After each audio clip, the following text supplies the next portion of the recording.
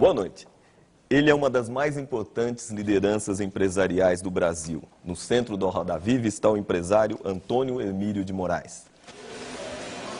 Cimento, aço, zinco, alumínio, papel, produtos químicos, eletricidade. O Grupo Votorantim se transformou no maior conglomerado industrial do país, expandindo suas atividades para vários setores depois de ter começado como uma pequena tecelagem em Sorocaba, no interior de São Paulo, nos anos 40. Herdeiro e dirigente desse império, Antônio Hermílio de Moraes personifica a figura típica do empresário brasileiro, nacionalista e empreendedor.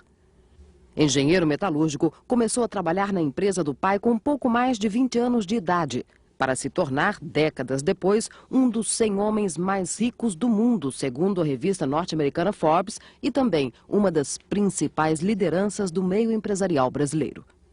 Influente, levou suas opiniões ao governo, criticando, propondo, entrando de tal forma no cenário nacional que chegou até a ser acusado de ter uma de suas empresas envolvidas com o esquema PC, próximo de políticos, uma vez até decidiu entrar na política, se candidatando ao governo de São Paulo pelo PTB em 1986.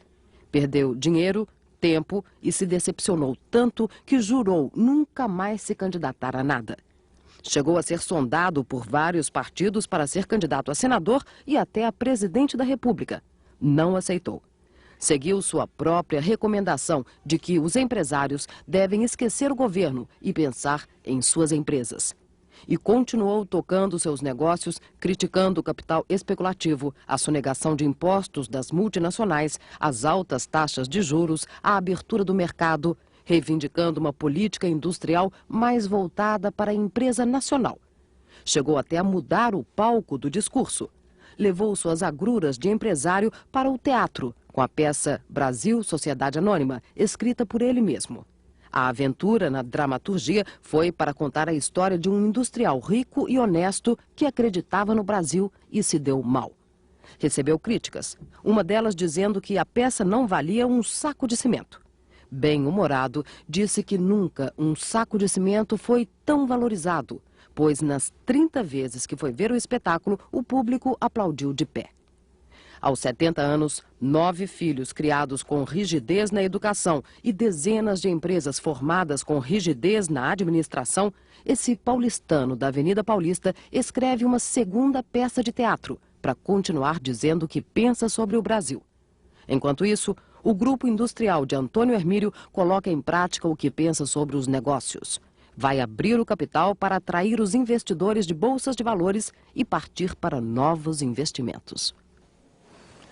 Bem, para entrevistar o empresário Antônio Hermílio de Moraes, nós convidamos esta noite o Marcelo Pontes, diretor de redação do Jornal do Brasil, o Alexandre Machado, diretor da Gazeta Mercantil TV, a economista Doroteia Werneck, diretora da Fundação para o Prêmio Nacional de Qualidade e ex-ministra da Indústria, Comércio e Turismo e também ex-ministra do Trabalho.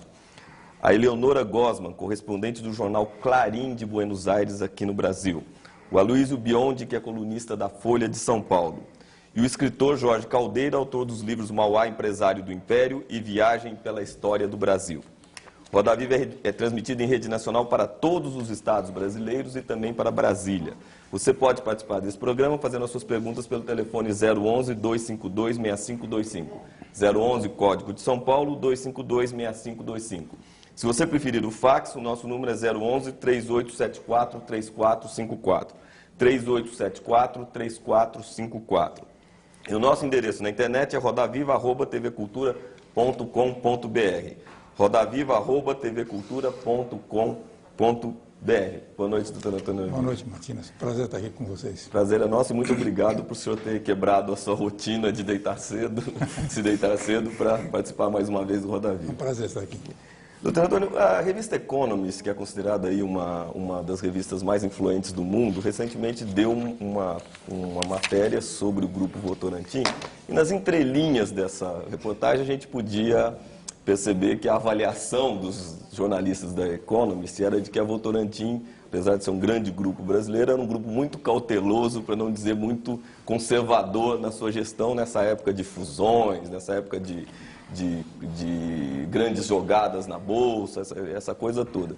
Como é que o senhor, eu tenho uma curiosidade, como é que o senhor vê esse mundo de negócios, desse mundo dos negócios contemporâneos? Como é que o senhor, ao longo dessa vida, dirigindo uma grande empresa do Grupo Nacional, como é que o senhor observa esse panorama hoje em dia?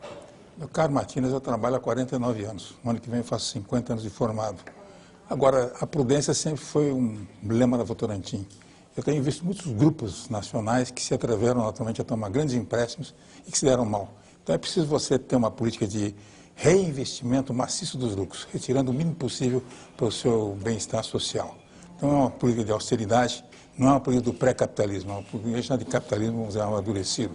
Você retira muito pouco e reinveste maciçamente tudo aquilo que você ganha. Praticamente 90% do que nós ganhamos, nós reinvestimos diretamente, sem pensar duas vezes. Quer dizer, antigamente se falava endividado, hoje se fala alavancado, né? Com outro adjetivo. Estamos alavancados. Alavancados. Doutor Antônio, apesar do senhor manter essa mesma orientação, o seu grupo está lutando para se modificar, né? Bom, e promove necessidade. uma reestruturação interna muito importante, muito grande. O senhor poderia contar um pouco o que está acontecendo lá? Não, hoje nós tomamos uma deliberação já há uns 10 anos, porque nesses últimos 10 anos, o que nós temos feito? A nossa principal função nesses últimos 10 anos foi exatamente preparar a nova geração para essa fase de transição da terceira para a quarta geração. E isso nós fizemos, né, até bem pouco tempo atrás, nós completamos 80 anos de companhia, quer dizer, fizemos até uma pequena festa comemorando os 80 anos, e eu estou convencido de que nós já preparamos essa próxima geração para que eles possam comemorar tranquilamente o centenário.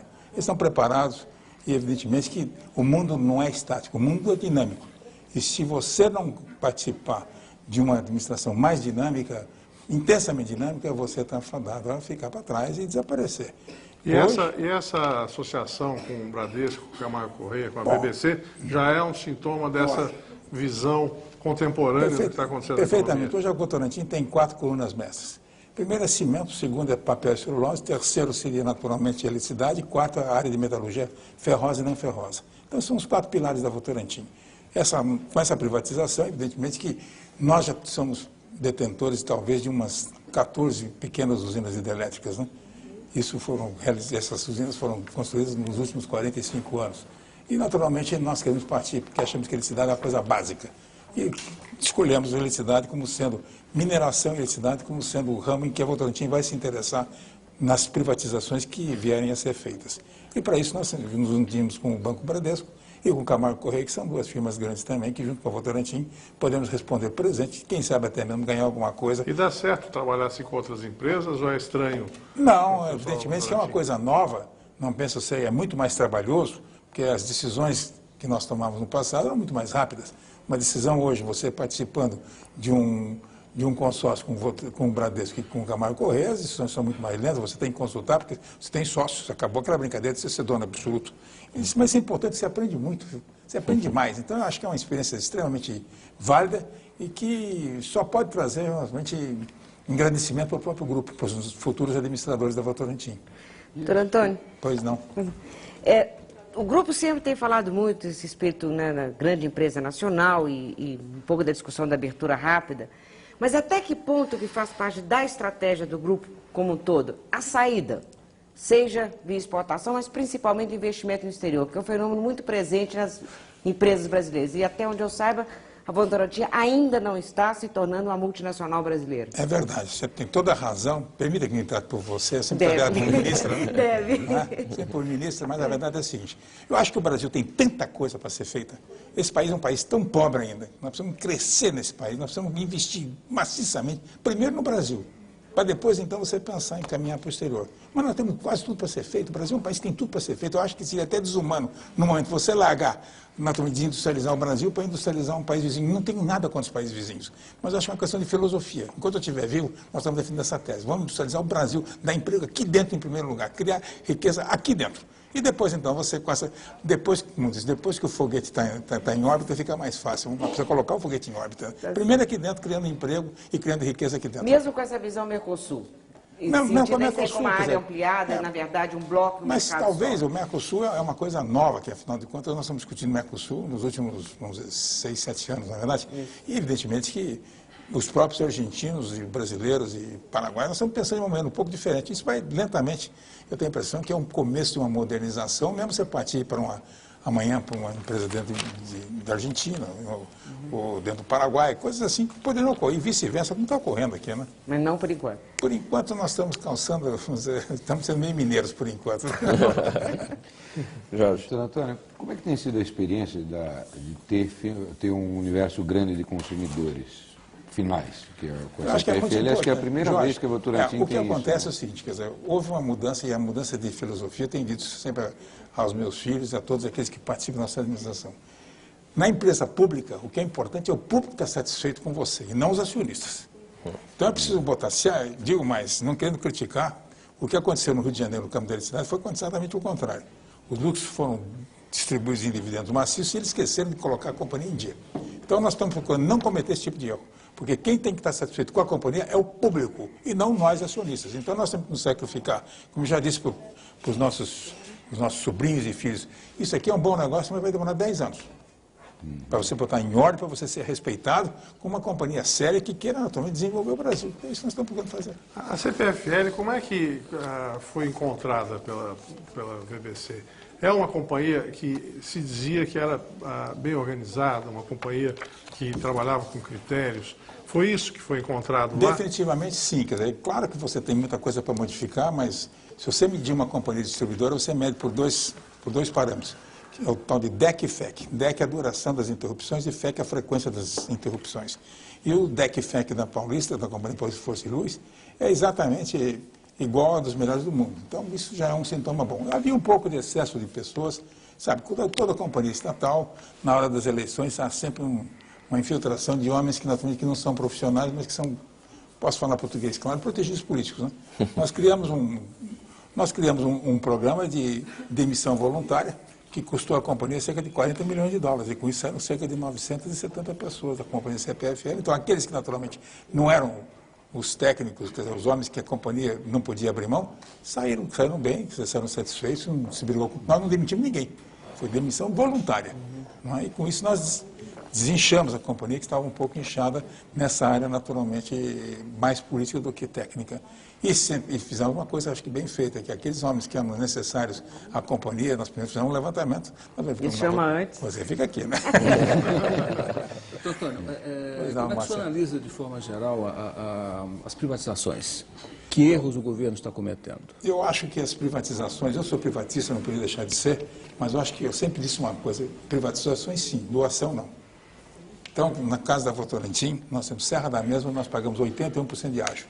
Tem uma companhia Paulista de Força e Luz, onde foram pagos 70% de ágio. E a Rio Grandense Energética, nós pagamos 50% de ágio. Então, nada foi doado.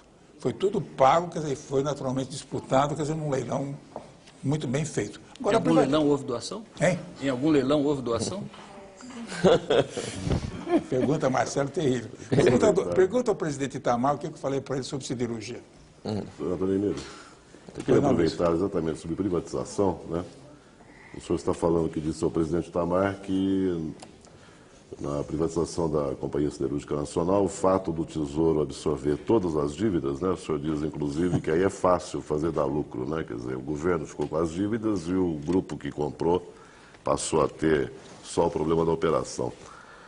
No caso da Telebrás, tem uma articulista do Estadão, a Sueli Caldas, que no artigo de ontem, ela dando explicações do governo, ela diz que um dos descontos que foram feitos no preço, aí que as consultorias que fizeram os estudos, né, lançaram como desconto um aumento nas despesas de comercialização. Isso dito pela jornalista, já como explicação do governo. E eles se esqueceram, né, de colocar o retorno que eles terão com os novos terminais. O senhor acha possível uma consultoria internacional especializada em finanças ter um esquecimento desse? E o senhor acha também normal que o Ministério não perceba isso, que agora só é que ele admita que houve um esquecimento? Aloysio, a sua pergunta é muito boa, e essa casa da Telebrás várias vezes veio grupos nos procuraram para que a Votorantim entrasse. Nós tomamos uma deliberação que nós não entraríamos em comunicação. Então, eu não estou seguindo de perto naturalmente a privatização do trabalho, mas se você conta uma coisa dessa, me parece, assim, de relance, me parece um absurdo. Não, dizer, no caso, o articulista está dando a versão do governo, não é ela que está supondo, não. Você não pode esquecer uma coisa dessa, tá certo? Eu acho que... Seu estudo, né? Eu acho que o que você para mim é novo o que você está me contando, eu não tenho seguido nem através dos artigos de jornais, eu não tenho seguido. Está na Sueli Caldas de ontem, Pois não é, está, não. mas eu acho que... E tem outro desconto, é correspondente a 25 bilhões de investimentos que as empresas terão que fazer. O senhor acha normal descontar, quer dizer, faz um cálculo do valor da estatal pelo fluxo de caixa e depois desconta o que ela vai precisar investir? Quer dizer, no caso da Vale, foi vendida por 3, se for repassar, tem que fazer investimento de 2, o Steinbrück vai vender por 1 só? É isso, não? Não me parece correto, né? Eu não quero analisar, por isso que pimenta nos olhos dos outros é colírio, né? Mas, de qualquer maneira, eu acho que há algumas imperfeições, né? Mas isso, o sistema de privatização não pode ser atropelado, não? Acho que tem que ser feito Agora, com doutor muita Antônio, cautela. o senhor acha que atropelamentos. na venda da Vale do Rio Doce, o leilão estava mal montado? Porque nas vésperas do leilão, os opositores do governo viam ali uma operação montada para o senhor ganhar. Graças a Deus nós não ganhamos, porque corria assim. Não é verdade? Corria isso. Mas era havia uma combinação do presidente Fernando Henrique comigo, né? E graças a Deus nós perdemos. Mas havia uma crença de determinados setores que viam ali uma conspiração favorável ao senhor, mas mais ainda à Anglo-América, né, que era associada no caso. Agora, eu pergunto ao senhor, tendo nesse tipo de avaliação e montagem de venda de empresa, sempre uma dúvida, porque sempre são aspectos tão numerosos e tantas questões discutíveis que é difícil estabelecer justiça em todos os itens. Nós perdemos. Eu lhe pergunto, o fato de ser um leilão não corrige, de uma certa forma, esse tipo de erro de avaliação? Ou seja, as coisas que nós sabemos aqui, as pessoas que estão envolvidas no leilão também sabem. Né? Sabem melhor. Mas veja o seguinte, foi boa essa pergunta, Alexandre. No leilão da Vale, nós perdemos, eu considero isso uma página virada. Mas eu quero lembrar assim, no leilão, quem pediu algo em primeiro lugar foi o nosso companheiro do Japão, né? Foi ele que levantou o braço e saiu fora. Nós estávamos em 3, ele não podia chegar e dizer, vamos continuar. Ele pediu água, acabou. O tempo terminou. Foi rapidinho, em 2 minutos o caso acabou. Agora não podíamos. Agora, nós fizemos muito bem feito a lição de casa. Um trabalho terrível. Nós chegamos à conclusão que a Vale do Doce, mesmo por 3, Aloysio, você precisava diminuir pelo menos uns 15% das despesas da Vale do Doce para você ter um lucro aproximadamente de 8% sobre o patrimônio. Era mais ou menos em torno disso.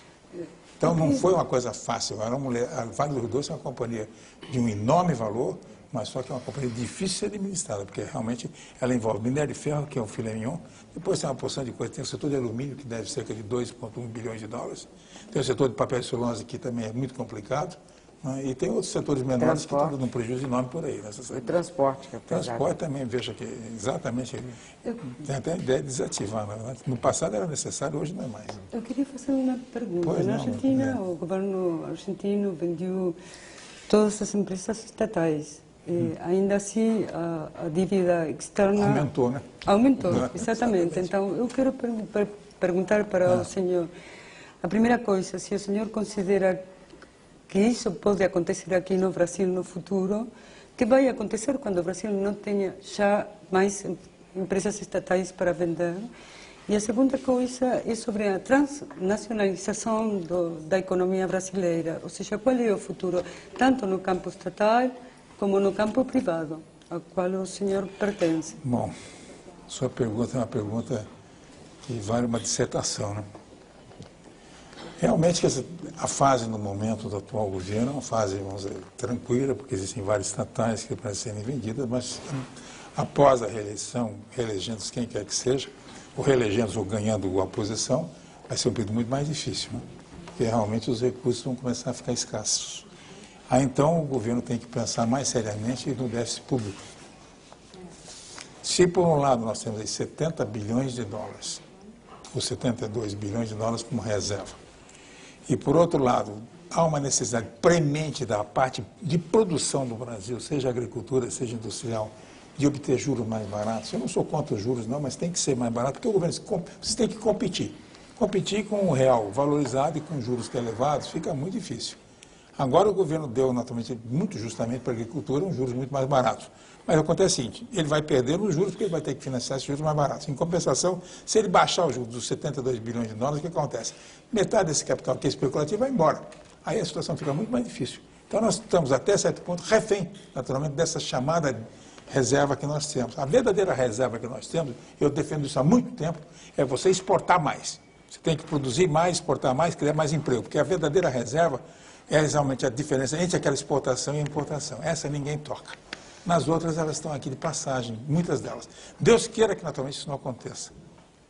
Mas eu já perguntei várias vezes ao governo para saber até que ponto desses 70 bilhões, que percentagem é volátil, que percentagem vai aqui para investir. Capital externo, para vir aqui para investir, ele é bem-vindo. Não penso assim que eu sou o contrário, de jeito algum. Nós não temos reserva, não temos, quer dizer, poupança suficiente para crescer 5% ao ano. E eu queria chamar a atenção de vocês para o seguinte: o PIB do mundo inteiro, de 1950 para 1997, cresce a uma base de 3,8% ao ano. E o Brasil tem crescido menos do que isso. Então nós estamos indo para trás. As exportações do mundo inteiro estão crescendo nesses 47 anos na base de 6% ao ano. E as exportações do Brasil mal e mal atingem 1% da exportação do mundo. A exportação do mundo hoje são 5,8 trilhões de dólares. E nós temos esses 54, 55 bilhões de dólares. Então, a equação do problema está boa. Agora vamos às respostas. Porque, em geral, quer dizer, problemas a gente consegue achar. A solução, em geral, são os grandes gênios, os grandes empresários que acham. Eu não sou nada disso. Bom, mas o senhor conseguiu fazer um grupo crescer muito. O senhor conseguiu fazer a Beneficência Portuguesa funcionar como hospital. O que tem no Brasil, vamos dizer assim, que justifique a confiança que o senhor tem nele? Quer dizer, quais são os... Eu sou um eterno otimista, viu, Jorge? Eterno otimista por princípio, sim. Mas quais são os setores que o Brasil tem? Isso foi uma das grandes discussões que eu tive com o presidente Geisel, que, aliás, as discussões com o presidente Geisel eram homéricas. Mas ele me queria bem, eu sentia que, no fundo, as reuniões com o presidente Geisel duravam 3 horas, eu tinha que levantar para ir embora. Eu sempre disse, o meu conselho, quer dizer, eu era menino, o presidente Geisel tinha quase 80 anos, ele vai escutar um menino, mas ele disse, presidente, nós não podemos produzir tudo ao mesmo tempo. O senhor quer produzir tudo aqui no Brasil, vamos produzir aquilo que nós tenhamos condições de competir. Porque enquanto você tiver uma proteção aduaneira, tudo bem. Na hora que essa proteção cair, metade vai embora, vai desaparecer. Foi o que aconteceu. Você tirou as proteções aduaneiras muito rapidamente. Você tirou num fim de semana, uma maneira de se falar. Resultado, a grande maioria não tem competência para continuar competindo. Com juros mais elevados e, naturalmente... Mas quais são as áreas onde há competência para o futuro? Eu acho que no setor básico, por exemplo, no setor todo de siderurgia, é tranquilo. O Brasil tem condições de crescer muito em siderurgia e ser realmente um líder. Hoje nós produzimos 25 milhões de toneladas, o Brasil podia produzir 50 tranquilamente, pode colocar seus produtos. Porque quem está produzindo? O Japão, coitado, tem que importar nosso minério de ferro. A própria Europa hoje importa tudo, quer dizer, não é? Então, em siderurgia, no setor básico, vamos dizer, vamos primeiro analisar a metalurgia, eu faria siderurgia e no setor de não ferroso, tranquilamente em alumínio. Isso no setor de metalurgia. No setor de cimento, não há a menor dúvida. Você pode produzir e exportar até se for necessário. Porque todas as fábricas há 20 anos atrás, Luiz, eram todas se produziam pela via úmida. Você gastava cerca de 150 quilos de óleo por tonelada. Hoje você produz por via seca, você gasta metade. Houve uma revolução completa nisso. Então pode. Agora, no setor de papel e celulose, nós somos imbatíveis. Porque nós estamos em concorrência com quem? Com o pessoal lá da Noruega, com o pessoal da Suécia, onde o pinheiro demora 30 anos para crescer. Aqui, você em 6 anos, você corta um pé de algodão tranquilamente. Então, você tem base para crescer. Nesse setor básico, tranquilamente, mas você pode crescer. Bom, quer dizer que onde o Brasil pode crescer, o senhor está aí os adversários. Deixa eu pegar esse tema, porque sempre tive uma grande curiosidade. Nós temos levas de investimento, né? Tivemos aí agora, talvez um momento